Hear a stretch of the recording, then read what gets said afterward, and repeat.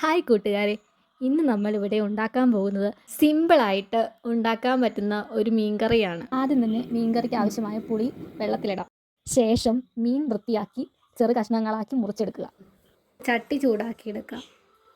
നമ്മുടെ ചട്ടി ചൂടായി വന്നിട്ടുണ്ട്. അതിനുശേഷം 1 ടേബിൾ സ്പൂൺ പച്ച വെളിച്ചെണ്ണ നമുക്ക് ഒഴിച്ചു കൊടുക്കാം. എണ്ണ ചൂടായതിനു ശേഷം 1/2 ടേബിൾ സ്പൂൺ കടുക് ഇട്ട് കൊടുക്കാം. കടുക് പൊട്ടിയതിന് ശേഷം ചെറിയ ഉള്ളി, പച്ചമുളകും വെളുത്തുള്ളി, ഇഞ്ചിയും ചേർത്ത് കൊടുക്കാം. ചെറിയ ഉള്ളിക്ക് ചെറിയ ബ്രൗൺ കളറാവുന്നോടം വരെ ഇളക്കി കൊടുക്കാം.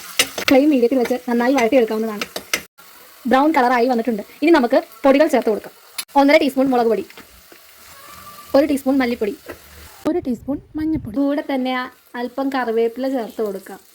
പൊടിയുടെ കളറൊക്കെ ഒന്ന് മാറിയിട്ടുണ്ട്. ഇനി നമുക്ക് തക്കാളി ഇട്ട് കൊടുക്കാം. പുളിവെള്ളം ഒഴിച്ചു കൊടുക്കാം.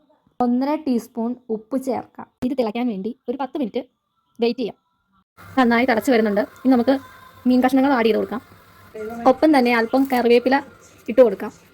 മീൻ വേകാൻ വേണ്ടി അല്പസമയം അടച്ചു വെക്കാം. നമ്മുടെ മീൻകറി ഇവിടെ റെഡിയായിട്ടുണ്ട്.